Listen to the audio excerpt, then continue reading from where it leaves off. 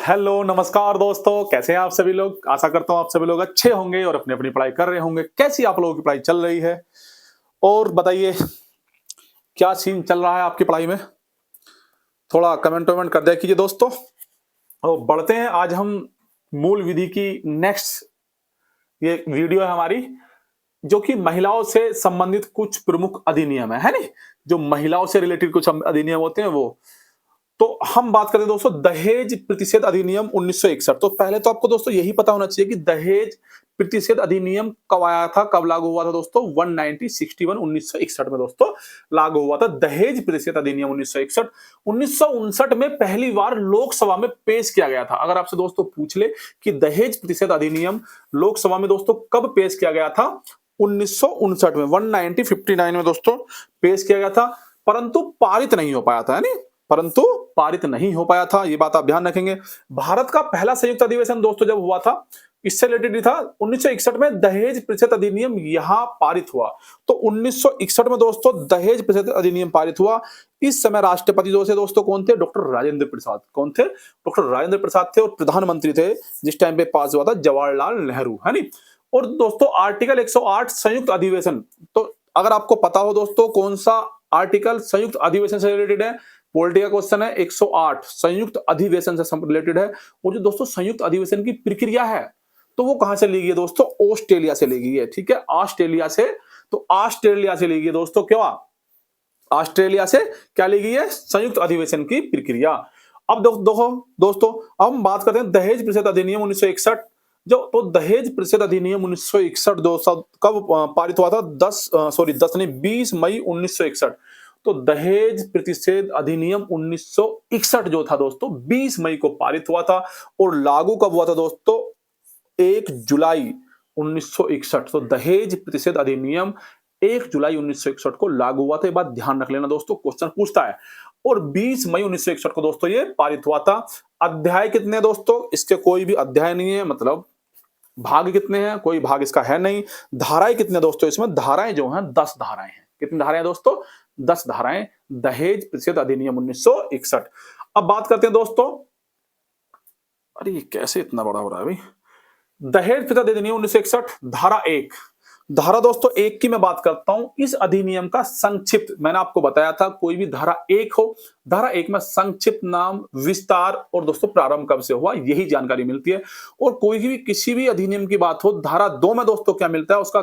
उसकी जो भाषाएं होती हैं, जितने भी शब्द आते हैं उसके अंदर, तो उसकी जो भाषाएं होती है धारा 2 में दोस्तों वो दी हुई होती है भाषाएं। ये बात ध्यान रखेंगे, थोड़ा सा ये हिंट मिल जाता है धारा 1 और धारा 2 से लेकर के। ठीक है, तो धारा 1 अधिनियम का संक्षिप्त नाम, विस्तार, प्रारंभ और उल्लेख। प्रारंभ विस्तार कहां पे? पूरे भारत में है। प्रारंभ कब हुआ था दोस्तों? मई में हुआ था 1961 में, है नी। और संक्षिप्त ना क्या? दहेज प्रतिषेध अधिनियम 1961। धारा 2 दोस्तों क्या कहते हैं? दहेज की परिभाषा बताती है धारा 2। धारा 2 क्या बताती है? दहेज की परिभाषा। मेहर दहेज नहीं होता। तो मेहर दोस्तों, मेहर, तो मेहर क्या है दोस्तों? दहेज नहीं होता है। इस्लामिक कानून या शरीयत कानून है दोस्तों। मेहर क्या होता है? इस्लामिक कानून या शरीयत कानून को कहते हैं मेहर, है नी। लड़की पक्ष को पैसा मिलता है लड़का पक्ष की तरफ से। तो लड़की पक्ष को दोस्तों जो पैसा मिलता है, मतलब मेहर क्या है दोस्तों? कि लड़की पक्ष वाला लड़के को पैसा देते हैं, लड़की पक्ष को पैसा, लड़की पक्ष को पैसा मिलता है लड़कों के पक्ष की तरफ से, तो इसे कहते हैं मेहर। ठीक है दोस्तों। हरवंश सिंह बनाम गुरु शरण कौर। तो दोस्तों एक केस है दोस्तों ये, हरवंश सिंह बनाम गुरु शरण कौर 1989। तो प्रत्येक मांग दहेज होगी। तो प्रत्येक मांग दहेज होगी। अगर कोई भी चीज मांगता है दोस्तों, कोई भी चीज मांगता है, छोटी छोटी बड़ी से बड़ी, वो क्या होगी दोस्तों? दहेज होगी। यदि मांग नहीं की गई है तो दहेज की पुष्टि नहीं होगी। अगर दोस्तों मांग नहीं करी गई है, अपनी तरफ से कोई दे रहा है लड़की वाला, तो दोस्तों क्या है? वो दहेज नहीं होगी। लेकिन अगर मांग करी गई है तो दोस्तों दहेज होगी। धारा 3 दोस्तों क्या कहती है? धारा 3 दहेज लेने या देने के लिए शास्ति। तो जो जो दोस्तों दंड है, तो दहेज धारा 3 में है। तो अगर आपसे पूछेगा दहेज प्रतिषेध अधिनियम 1961 का जो दंड का प्रावधान किया गया है दोस्तों, तो कौन सी धारा में किया गया है? धारा 3 में। या शास्ति का जो प्रावधान किया गया है दोस्तों, तो किसमें किया गया है? धारा 3 में। तो क्या हो सकता है दोस्तों? कारावास 5 वर्ष से कम नहीं। तो अगर दोस्तों दहेज का केस आता है तो 5 साल से कम कारावास नहीं होगा। जुर्माना दोस्तों 15,000 तक या दहेज की मांग की गई राशि, मतलब जुर्माना जो होगा दोस्तों 15,000 मिनिमम, और मैक्सिमम की तो सीमा होती नहीं है दोस्तों, लेकिन जो दहेज में दी गई राशि थी वो दोस्तों होती है। ठीक है, धारा 4 क्या कहता है? धारा 4 बोलते हैं दहेज मांगने के लिए शास्ति, दहेज मांगने के लिए जो कानून मतलब जो जो सजा है, शास्ति किसे कहते हैं? पनिशमेंट को, जुर्म को। ठीक है, जो जुर्म की गई है। तो यदि कोई व्यक्ति वर या वधू के माता पिता या अन्य नातेदार दहेज की मांग करता है तो वह दोषी होगा। तो धारा 4 कहती है कि अगर भाई साहब आस पड़ोसी ने या रिश्तेदार ने भी कुछ मांग कर ली तो वो क्या होगी दोस्तों? वो क्या होगी? वो दहेज मांगने की शास्ति के अंतर्गत आ जाता है। ठीक है, बात समझ में आई नहीं आई? अब बात करते हैं सजा कितनी होगी दोस्तों इसमें? 6 माह से 2 वर्ष तक। तो अगर कोई दूसरा रिश्तेदार नातेदार कोई मांगता है तो दोस्तों 6 माह की कम से कम सजा और 2 वर्ष तक ये बढ़ सकती है। और जुर्माना कितना होगा दोस्तों? 10,000 रुपए जुर्माना होगा। कितना होगा दोस्तों जुर्माना? 10,000 रुपए जुर्माना होगा। धारा 4 का ए, धारा 4 में नातेदार वगैरह आ गए, तो धारा 4 में दहेज संबंधी विज्ञापन प्रतिबंध। तो धारा 4 का ए, धारा 4 के ए में दोस्तों दहेज संबंधी जो दोस्तों विज्ञापन है उस पर रोक लगाई गई है, प्रतिबंध करा गया है। ठीक है, तो कैसे सजा कितने दोस्तों? अगर आप विज्ञापन जैसा आपने देखा होगा कि वर की जरूरत है या वर की जरूरत है इतना इतना इतना हम दहेज देंगे, या वधू की जरूरत है इतना इतना हम वो दे देंगे, तो ये जो विज्ञापन वगैरह जो निकलते हैं दोस्तों, आर्टिकल्स वगैरह जो निकलते हैं, तो उन पर रोक करी गई है धारा 4 के ए के अंतर्गत, है नहीं। और सजा कितने दोस्तों? 6 माह से 5 वर्ष तक सजा हो सकती है। और जुर्माना कितना है दोस्तों? 15,000 रुपए जुर्माना है। और नातेदारी में कितना जुर्माना था दोस्तों? नातेदारी में जुर्माना भी 15,000 ही था। और जो जो मेन पार्टी है मतलब लड़के के लिए जो कम से कम जुर्माना है दोस्तों कितना है? वो भी 15,000 है। और ज्यादा से ज्यादा जो दहेज दिया गया है नहीं, कहाँ गया भाई?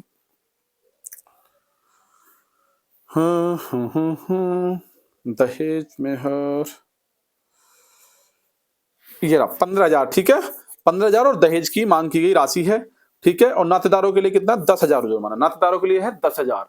ठीक है, बात समझ में आई नहीं आई?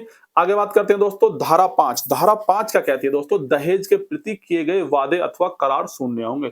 अगर दहेज के प्रति दोस्तों कोई वादा किया गया है, जैसे कि हम कहते हैं कि भाई शादी हो जाए, शादी के बाद में ये दे देंगे या शादी के बाद वो कर देंगे, तो वो क्या है दोस्तों? शून्य है। क्या दोस्तों? दहेज के प्रति किए गए वादे अथवा करार क्या होते हैं? शून्य होंगे, धारा 5 कहती है। धारा 6 क्या कह रहा है? दहेज का पत्नी या उसके वारिसों के लिए फायदे का होना।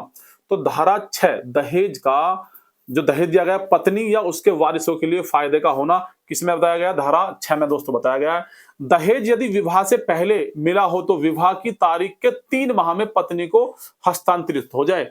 भाई देखो, अगर दहेज मिल गया दोस्तों विवाह से पहले, शादी से पहले दहेज दे दिया है, तो विवाह की तारीख के, विवाह जिस दिन विवाह हुआ है उसकी तारीख के 3 माह में, 3 माह के अंदर पत्नी को क्या करना देना चाहिए दोस्तों? हस्तांतरित हो जाना चाहिए। दहेज यदि विवाह में मिला है, अगर शादी में दहेज मिला है, तब विवाह के 3 माह बाद पत्नी को हस्तांतरित कर देना चाहिए। तो दोस्तों 3 महीने के अंदर किसको सौंप देना है दहेज का सिस्टम? सगला सारा दे देना है किसको? पत्नी को। समझ में आया नहीं आया? दहेज का प्रयोग स्त्री के फायदे के लिए किया गया है। दहेज का प्रयोग दोस्तों स्त्री के फायदे के लिए किया गया है। अगर दोस्तों जो दहेज उसको मिला है, दहेज का मतलब कि जो खुद अपनी मर्जी से दोस्तों लोगों ने दिया है नहीं। दहेज पर अधिकार वधू या बच्चे का होगा। तो दहेज पर अधिकार किस पर होगा? वधू या बच्चे का, है नहीं, मतलब लड़की का या उसके बच्चों का उस पर अधिकार होगा। समय के भीतर हस्तांतरित न करने पर, अगर इतने समय के अंदर दोस्तों उसने हस्तांतरित नहीं किया है तो 6 माह से 2 वर्ष तक की उसको सजा हो सकती है। और जुर्माना दोस्तों 5,000 से 10,000 रुपए तक का जुर्माना लग सकता है। तो जुर्माने की राशि भी दोस्तों पूछ लेता है, ध्यान रखना। तो 5,000 से 10,000 तक का जुर्माना लग सकता है अगर 3 महीने के अंतर्गत हस्तांतरित नहीं किया गया है तो। और धारा किस में आता है दोस्तों? धारा 6 में आता है। किस में आता है? धारा 6 में। आगे बात करते हैं धारा 7 की दोस्तों। धारा 7 क्या कहती है? अपराधों का संज्ञान, मतलब अपराधों का संज्ञान, है नहीं। तो who will handle the hearing?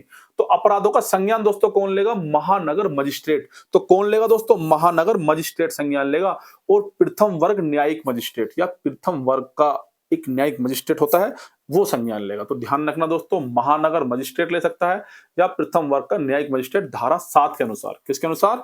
धारा 7 के अनुसार। कार्रवाई दोस्तों कौन करेगी? आपको पता है पुलिस रिपोर्ट के आधार पर कार्रवाई होती है। अपील का स्वयं महिला कर सकती है, माता पिता कर सकते हैं, नातेदार कर सकते हैं, जो एनजीओ वगैरह चलाते हैं, जैसे महिलाओं के आगे बढ़ाने के लिए कुछ एनजीओ वगैरह है नहीं, कुछ संगठन है लेडीजों के, तो वो कर सकते हैं। कल्याणकारी संस्थाएं भी दोस्तों कर सकती है अपील, है नहीं। धारा 8 की दोस्तों मैं बात करता हूं। धारा 8 क्या है? अपराध की प्रवृत्ति। धारा 8 क्या है? अपराध की प्रवृत्ति और संज्ञेय अपराध। अगर कोई दोस्तों संज्ञेय अपराध हुआ है तो गैर जमानती होगा। संज्ञेय अपराध कैसा होता है दोस्तों? नॉन बेलेबल, ठीक है, नॉन बेलेबल होता है। नो वारंट, वारंट की कोई जरूरत नहीं है भाई। मुख्य 3 वर्ष से अधिक सजा होगी। ज्यादा दोस्तों कितने? 3 वर्ष से ज्यादा सजा होगी। और असामान्य समझौते संभव नहीं है, ठीक है। असामान्य समझौते संभव नहीं है अगर दोस्तों संज्ञेय अपराध हुआ है तो। समझौते मतलब जैसे कि बैठ के 4 आदमी बैठ के बात कर लेते हैं ना कि दहेज की कुछ केस चला है, तो बाद में दोनों पक्षों में केस हुआ तो कहते हैं भी बाद में बैठ के बात कर लो जैसे भी जो कुछ हुआ है। तो भाई साहब उसका बैठना सिस्टम खत्म है। किसके अंतर्गत? धारा 8 के अनुसार। तो संज्ञेय अपराध में। किसमें दोस्तों? संज्ञेय अपराध में। अगर धारा 8 की दोस्तों बात करता हूं, सबूत का भार। सबूत का भार। धारा 3 या धारा 4 में आरोपी की स्वयं की जिम्मेदारी है कि दोष को खुद को दोष मुक्त होने के लिए सबूत देना। तो कौन सी धारा, आर्टिकल नहीं, कौन सी धारा कहती है दोस्तों कि भाई साहब जो आरोपी है वो खुद अपने आप को बताए कि भैया मैं निर्दोष हूं, मैंने ऐसा नहीं किया है। तो कौन सी धारा कहती है दोस्तों? धारा 8 का ए, सबूत का भार। सबूत को उसको ही देने पड़ेंगे। धारा 8 का बी दोस्तों क्या कहता है? दहेज प्रतिषेध अधिकारी की नियुक्ति सरकार द्वारा। तो जो दहेज प्रतिषेध अधिकारी दोस्तों होगा उसकी नियुक्ति कौन करेगी? सरकार करती है। 8 के बी, धारा 8 के बी के अनुसार दहेज प्रतिषेध अधिकारी की नियुक्ति दोस्तों सरकार द्वारा की जाती है। दहेज प्रतिषेध अधिकार के कार्य, तो दहेज प्रतिषेध अधिकारी के दोस्तों कार्य क्या क्या होंगे? एक्ट की देखरेख करना कि ठीक से लागू हुआ है नहीं हुआ है, दहेज प्रतिषेध अधिनियम 1961। और दहेज लेने देने को यथाशीघ्र रोकना, ये इसके कार्य होंगे। आरोपी के खिलाफ साक्ष्य जुटाना और राज्य सरकार के अधीन कार्य करना। किसके अधीन काम करेगा दोस्तों? राज्य सरकार के अधीन दोस्तों काम करना। ये किसका है? अधिकारी का काम होगा। अगर धारा 9 की दोस्तों बात करता हूं, धारा 9 क्या कहती है? नियम बनाने की शक्ति केंद्र के पास होगी। अगर दहेज से संबंधित दोस्तों कोई भी नियम बनता है तो उसकी शक्ति किसके पास होगी दोस्तों? केंद्र की होगी। और धारा 10 में कुछ शक्तियां राज्य सरकार के पास भी दोस्तों हो सकती हैं। तो कुछ शक्तियां दोस्तों राज्य सरकार के पास भी दोस्तों हो सकती हैं। ठीक है दोस्तों, आज ये दहेज प्रतिषेध अधिनियम 1961 इतना ही है। तो कैसी लगी आप लोगों को वीडियो? कमेंट कीजिए। आज के लिए इतना ही इसमें मूल विधि में। नमस्कार, टाटा, बाय बाय, जय हिंद।